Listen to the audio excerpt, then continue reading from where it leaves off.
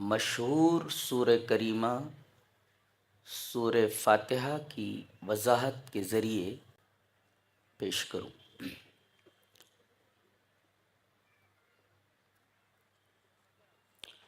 اس میں دیکھیں، پہلے کہا گیا الحمدللہ رب العالمین،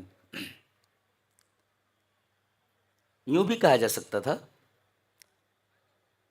احمد اللہ رب العالمین، میں تعریف کرتا ہوں، میں حمد کرتا ہوں رب العالمین کی۔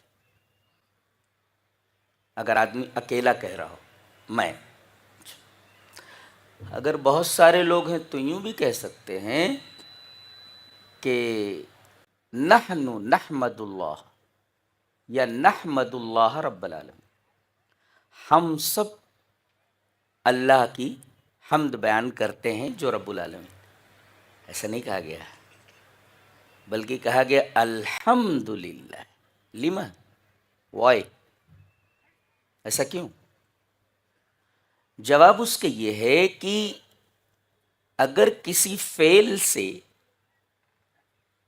اس کلام کو شروع کیا جاتا، اس سورہ کو شروع کیا جاتا، تو ھذا یحتاج الی فاعل محدد و بزمن محدد۔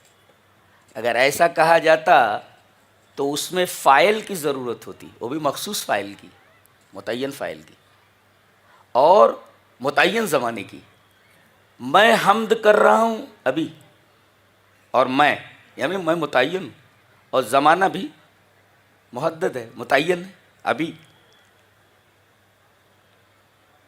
فعل نہ لا کر کے مصدر لایا گیا، حمد، حمید یحمد حمدن، مصدر لایا گیا، اور مصدر میں فاعل اور زمانہ نہیں ہوتا۔ تو گویا اللہ یہ کہنا چاہتا ہے کہ میری حمد کسی فاعل کے محتاج نہیں، میری حمد کسی زمانے کے محتاج نہیں۔ انا محمود منذ الازل الی الابد، میں قابل حمد ہوں ازل سے لے کر ابد تک۔ میں کسی فاعل کا محتاج نہیں، کوئی حامد ہو تبھی میری حمد ہو، کوئی زمانہ ہو کسی زمانے میں کوئی کرے تو میں محمود ہوں، لا، الحمدللہ رب العالمین منذ الازل الی الابد۔ اور جملہ اسمیہ جب کسی چیز کے بارے میں بولا جاتا ہے تو وہ چیز ثابت اور مستمر ہوتی ہے۔ مستمر مینس کنٹینیوس، یعنی میری حمد ازل سے لے کر ابد تک مستمر، اس کنٹینیوس، کبھی اس میں انقطاع نہیں ہوتا ہے۔ الحمد کا یہ مطلب ہوا۔ اور اس کے بعد آتا ہے لام زیر لی، یہ لام ملک ہے، لام استحقاق۔ لام استحقاق کا مطلب یہ ہے کہ میں تمام حمدوں کا، تمام تعریفوں کا مستحق ہوں، جی میں ہی حقدار ہوں۔ لام ملک، لام استحقاق ہے، تمام تعریفیں میرے لیے، تمام حمد میرے لیے۔ کیا مطلب؟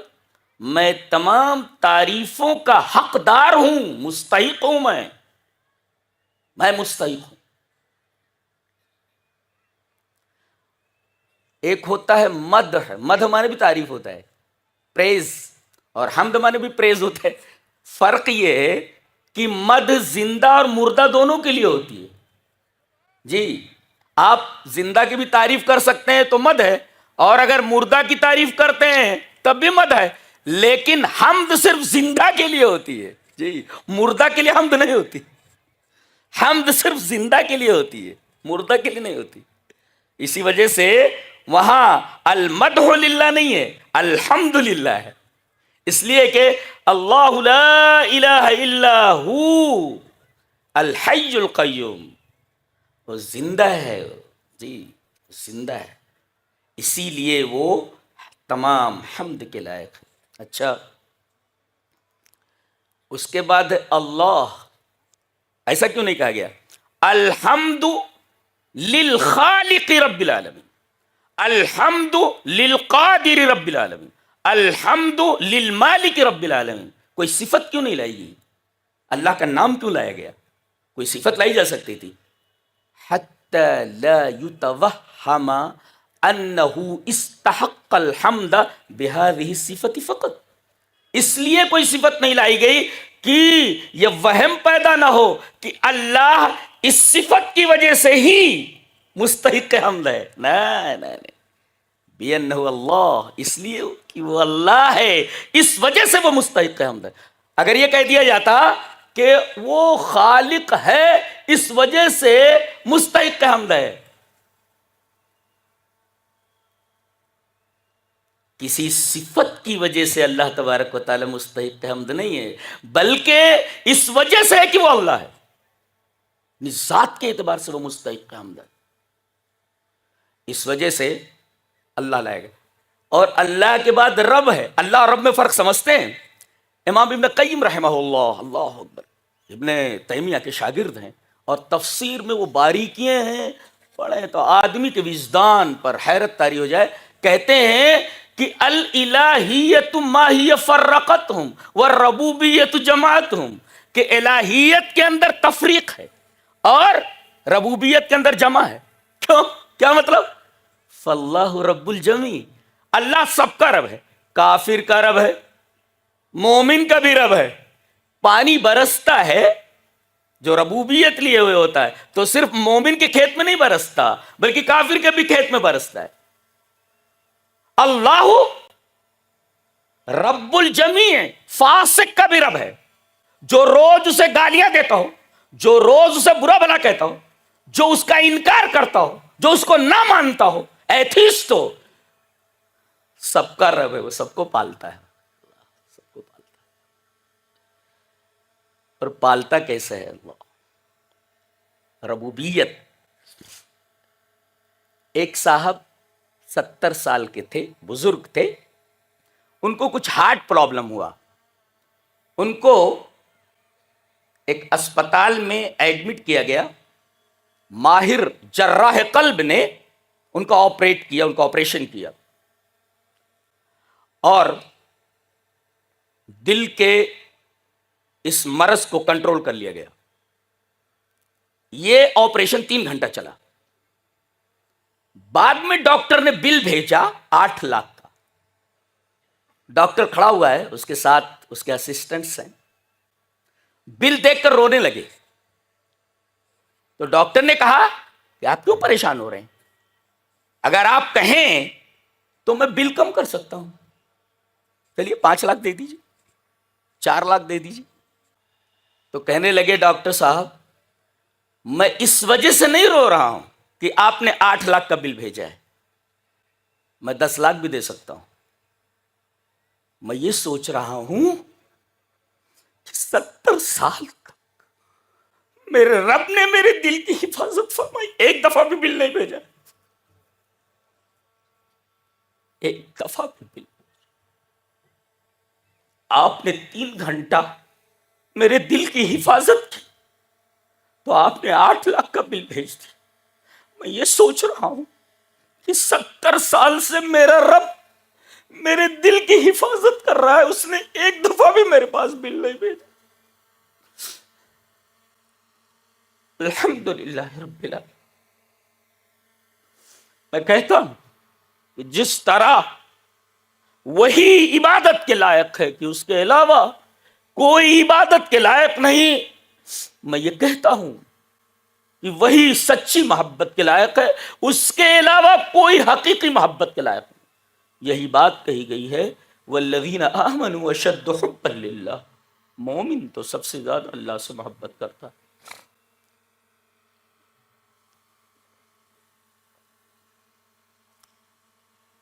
اللہ اور رب میں فرق سمجھ میں آیا؟ رب جو ہے سب کا ہے، اور اس بات کو تو مشرکین مکہ بھی مانتے تھے۔ کہا جاتا تھا میرے رسول آپ اسے کہیے ان کو پیدا کرنے والا کون؟ بولے اللہ. بولے پالنے والا کون؟ بولے اللہ. مالک کون؟ بولے اللہ. مدبر کون؟ بولے اللہ. تو اللہ رب الجمیع ہے، اللہ سب کا رب ہے، یہ جمع کر دیتا ہے.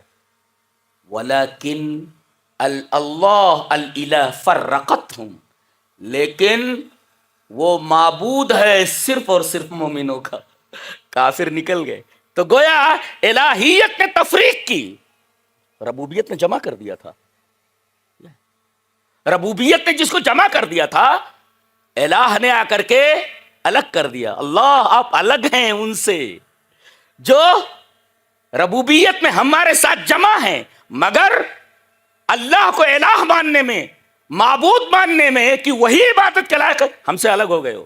تو رب نے جمع کر دیا تھا ہم کو ان کے ساتھ، لیکن الہ نے ہم کو ان سے الگ کر دیا، ہم ان سے بالکل الگ ہیں.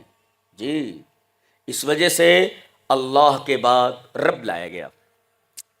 کوئی پوچھے کہ ما ہوا الرب، ما ہوا تعریف الرب، رب کسے کہتے ہیں، what is the definition of رب؟ تو جواب میں کہیں مجتمع فی ثلاثۃ اوصاف، جس کے اندر 3 صفتیں ہوں، ہوا رب. کون؟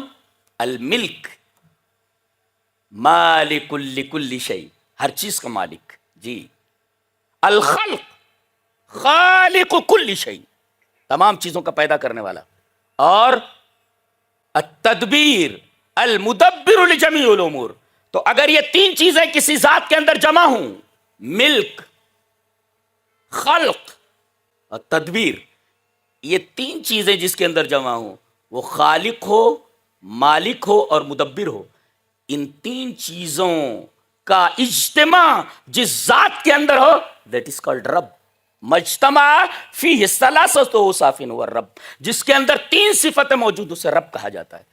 اور یہ تینوں صفتیں ہمارے رب میں موجود ہیں. جی اچھا وہ رب کس کا ہے؟ اگر رب العالمین کا، عالمین کا، یہ کیوں نہیں کہہ دیا گیا الحمدللہ رب الخلق؟ مخلوق کا رب ہے، ایسا کہہ دیا جاتا؟ لا، نہیں کہا گیا. اس لیے کہ پوچھا جاتا، اب سوال پیدا ہوتا کہ مخلوق کون؟ بولے عالمین. بات وہیں آ جاتی. خلق کون، مخلوق کون؟ بولے عالمین. اللہ تبارک و تعالی نے خود رب العالمین کی تفسیر فرمائی، اس لیے کہ قرآن کی تفسیر قرآن سے ہوتی ہے. تفسیر القرآن بالقرآن، تفسیر القرآن بالسنہ، تفسیر القرآن باللغہ، تفسیر القرآن بالاسرائیلیات، تفسیر القرآن بالرائے المحمود، تفسیر القرآن بالتفسیر الاشعری وغیرہ وغیرہ. یہ قرآن کی تفسیر قرآن سے. اللہ نے کیا تفسیر کی ہے؟ قال فرعون وما رب العالمین. فرعون پوچھ رہا ہے موسیٰ سے، ارے میرے علاوہ بھی تیرا کوئی رب ہے؟ بولے ہاں، تم میرے رب نہیں ہو، میرا رب کوئی اور ہے. کہا اس کی ڈیفینیشن کیا ہے، کون ہے وہ؟ قال فرعون وما رب العالمین. رب العالمین کس کو کہتے ہیں، کون ہے وہ؟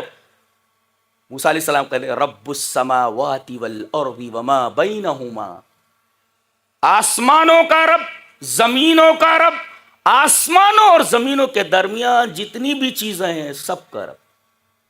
اور عالمین کیوں کہا گیا؟ عالمین اصل میں علم سے مشتق ہے، عین لام میم، علم. جی یعنی علم کہتے ہیں نشان کو. آپ جب کسی راستے سے گزرتے ہیں تو دیکھو پتھر پر لکھا رہتا ہے یہاں سے یہ گاؤں اتنی دور ہے، تو گویا کہ وہ پتھر علامت ہوتا ہے ہماری منزل کی طرف گائیڈنس کا. ایسے ہی کائنات میں جس چیز کی طرف بھی نظر ڈالو وہ بتاتا ہے، وہ چیز بتاتی ہے کہ کوئی رب ضرور ہے، کوئی رب ضرور ہے. اس لیے کہ ہر چیز پل رہی ہے. جی ایک پیڑ کو دیکھو، آدمی غور کرے، پہلے یہ چھوٹا سا ہے، پہلے دکھتا نہیں تھا، بیج کی شکل میں تھا، پھر یہ نکلا، پھر اس کے بعد بڑا ہوا، پھر اور بڑا ہوا، پھر ڈالیاں نکلی، پھر پتے نکلے. جس طرف ایک بچے کو دیکھو، ایک چھوٹا سا بچہ ہے، یہ پہلے کہاں تھا؟ باپ کی پشت میں تھا. جی اور اس کے بعد ماں کے رحم میں گیا، اور اس کے بعد ماں کے پیٹ میں رہا، ماں کے پیٹ سے باہر نکلا. تو کوئی ہے جو پالنے والا ہے. اللہ فرماتا ہے میں کیسا رب ہوں جانتے ہو؟ میں ایسی جگہ پالتا ہوں جہاں صرف اور صرف اندھیرا ہے. تم کوئی چیز بناتے ہو روشنی کے محتاج ہو. تم کوئی چیز تم بنا ہی نہیں سکتے جب تک روشنی نہ ہو. روشنی نہ ہو. اندھیرے میں کوئی چیز بنا سکتے ہو؟ جی اٹھانا ہوگا لاٹھی پکڑ لوگے سانپ. اس نے کہ اجالا نہیں. جی جی حاتب اللیل بولتے ہیں نا علامہ سیوطی کو. حاتب اللیل کا مطلب ہے کچھ سوکھی اور گیلی کوئی بھی لکڑی ہاتھ میں آ جائے لے لینا. سانپ بھی آ جائے تو لکڑی سمجھ کے پکڑ لینا. جی اور لکڑی بھی سانپ بن جاتی ہے, دکھائی دیتی ہے خالی, بنتی نہیں ہے. لیکن حضرت موسیٰ کی لاٹھی یہ سچ مچ سانپ بن جاتی ہے. دونوں میں فرق ہے. اچھا یہاں عصائے موسیٰ کی بات آئی اور موسیٰ علیہ السلام کی لاٹھی کی, اور حضرت سلیمان کی لاٹھی کی بات آئی. دونوں لاٹھیوں میں فرق ہے. جی اس وجہ سے کہ حضرت موسیٰ کی لاٹھی کو عصا کہا گیا اور حضرت سلیمان کی لاٹھی کو منصا کہا گیا. مل فرق بین العصا والمنصا؟ بہت زبردست فرق ہے. کیوں؟ اس لیے کہ عصا میں حضرت موسیٰ کی جو لاٹھی عصا کہا گیا اس میں رحمت ہے اور منصا میں زحمت ہے. جی دونوں لاٹھی ہے, مگر ایک لاٹھی میں جس کو عصا کہا گیا اس میں رحمت ہے. طور پر گئے موسیٰ علیہ السلام, اللہ پوچھ رہے ہیں وما تلک بیمینک یا موسیٰ, موسیٰ تمہارے دائیں ہاتھ میں کیا ہے؟ What is in your right hand? کہتے ہیں it is my stick, یہ میرا ڈنڈا ہے, یہ میرا سوٹا ہے, لاٹھی ہے. بغیر پوچھے ہوئے کہ اس سے کیا کرتے ہو, کہنے لگے احش بہا علی غنمی, میں اس لاٹھی کے ذریعے درخت سے پتے جھاڑ کر بکریوں کو کھلاتا ہوں. گویا پتوں کو جھاڑ کر بکریوں کو کھلانا ہادی رحمت. موسیٰ علیہ السلام کے پاس قوم آئی, کہا کہ پیاس لگی ہے, پانی چاہیے. حضرت موسیٰ علیہ السلام نے ڈنڈا اٹھایا اور پتھر پر مارا, 12 چشمے نکل پڑے. ہادی رحمہ, ڈنڈے سے مارا انہوں نے تو پتھر سے 12 چشمے نکل پڑے, پانی. ہادی رحمہ. کہا سامنے دریا ہے, سمندر ہے, اور پیچھے دشمن ہے. کہا کہ دیکھتا کیا ہے؟ فَقُلْنَا اضْرِبْ بِعَصَاكَ الْبَحْرَ, پانی پر دریا کے اوپر ڈنڈے کو مار, راستہ بن گیا, اس راستے سے نکل گئے. ہادی رحمہ, رحمت ہے. اور موسیٰ سے مقابلہ ہو رہا ہے جادوگروں کے ساتھ. اب جب انہوں نے اپنی لاٹھیاں اپنے ڈنڈے سب ڈالے, موسیٰ کو اور لوگوں کو ایسا لگا جیسے یہ ڈنڈیاں سچ مچ سانپ بن کر کے آگے بڑھ رہی ہیں. حضرت موسیٰ خوف سے بھاگے.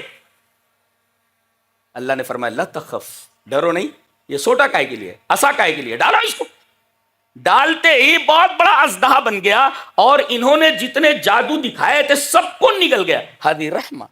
اور سب سے بڑی رحمت یہ کہ یہ سبب بنا ان جادوگروں کے اسلام کا. سارے کے سارے جادوگر اسلام لے آئے, اس لیے کہ انہیں معلوم تھا کہ ہم نے جو کچھ پیش کیا ہے وہ سب فیک ہے, جعلی ہے, مسمرزم ہے, نگاہیں مسمرائزڈ ہو گئی ہیں. لیکن موسیٰ نے جو ڈنڈا ڈالا ہے, جو سوٹا, سچ مچ اژدہا بن گیا ہے. جی یہاں حقیقت میں ٹرانسفارمیشن ہے, یہ دکھ رہا ہے اور یہ حقیقت میں بن گیا. سو فسانے اور حقیقت میں کتنا فرق ہے, شتان بین مشرقی و مغربی. جی سارے کے سارے جادوگر سجدے میں گر گئے, کہا آمنا برب العالمین. وہی حوالہ ہے جو یہاں حوالہ دیا گیا ہے, الحمدللہ رب العالمین, حوالہ وہی ہے.